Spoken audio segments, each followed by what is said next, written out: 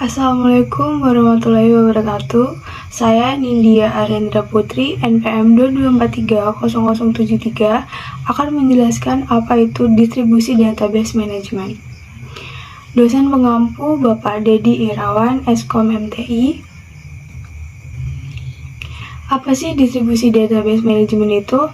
Nah, kumpulan database logika yang saling terikat dan terdistribusikan melalui jaringan komputer.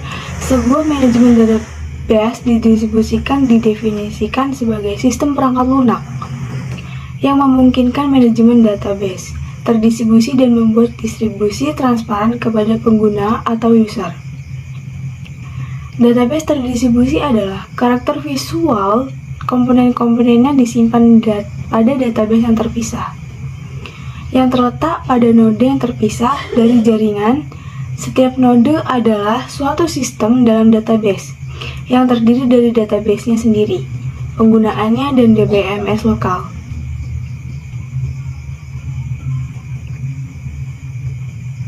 Yang selanjutnya ada site 5. Site 5, site 2, site 4, dan site 3. Itu dihubungkan melalui network communication. Jadi ini site ini berhubungan dengan network communication.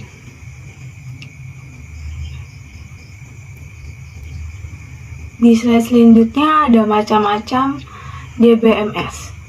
Yang pertama ada MySQL. Nah, MySQL ini banyak digunakan karena memang tersedia secara gratis, sehingga aplikasi ini cocok digunakan untuk bisnis-bisnis yang sedang dikembangkan dalam pembuatan data. Jadi, ini memang tersedia secara gratis dan banyak digunakan oleh pengguna-pengguna. Yang kedua ada Oracle.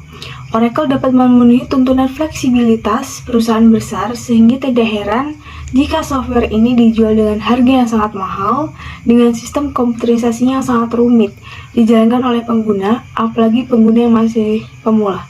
Nah, Oracle ini cocok untuk pemula, tapi harganya sangat mahal karena prosesasinya sangat rumit, karena itu harganya sangat mahal. Yang ketiga ada Microsoft SQL Server. Cocok diaplikasikan pada sistem jaringan komputer dalam suatu perusahaan-perusahaan yang sangat besar karena memiliki kemampuan dalam pengolahan data yang lebih besar. Yang keempat di sini ada Firebird sebagai sistem manajemen suatu basis data yang relasional dalam menawarkan fitur yang sesuai dengan standar dan memberikan kerja yang lebih baik. Jadi di slide selanjutnya ada komponen-komponen DBMS. Yang pertama ada File Manager. Nah, File Manager ini tuh untuk mengelola ruang di dalam disk dan juga struktur data yang digunakan untuk dapat mempresentasikan sebuah informasi yang tersimpan pada disk yang akan diubah. Jadi, File Manager ini mengelola ruang dan akan disimpan pada disk yang akan diubah. Yang kedua, Database Manager. Komponen yang telah menyediakan interface antar data low level yang terdapat pada basis data dengan program suatu aplikasi serta QWERTY yang telah diberikan pada suatu sistem yang telah ditampilkan. Yang ketiga ada Query Processor. Berfungsi untuk menerjemah suatu perintah dalam bahasa query ke instruksi low level yang bisa dapat dimengerti database manager dengan mudah dan tidak akan mempersulit database manager. Jadi query processor ini akan menerjemah dengan mudah dan tidak akan mempersulit database gitu. Yang keempat ada DML Precompiler. Yang dimaksud DML Compiler ini tuh mengkonversi perintah DML yang sudah ditambahkan pada suatu program aplikasi pada pemain prosedur normal dalam menggunakan bahasa induk yang akan dibuat dalam mengkonversikan perintah DBML itu sendiri. Jadi itu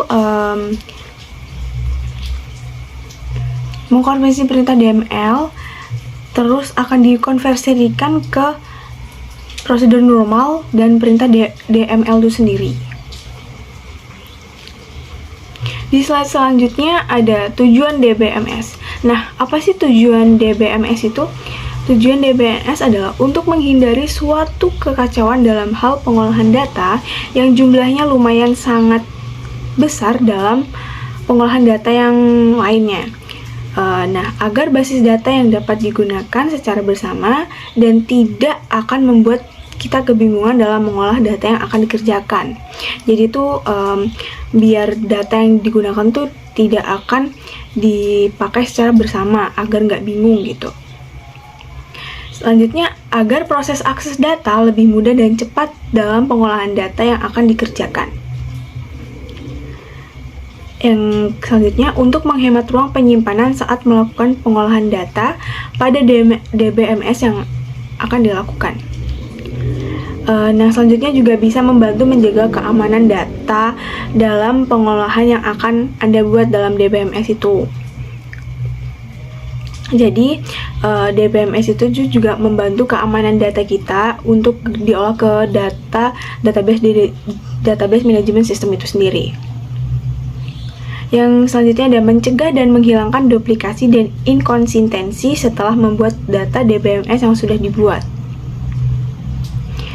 Menangani data dalam jumlah yang besar dan membuat Anda tidak perlu khawatir dalam menangani data pengolahan dalam pembuatan DBMS.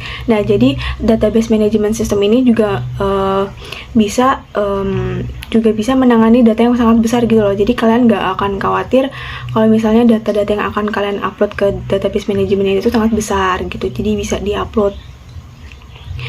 Yang selanjutnya di sini ada gambar database management system.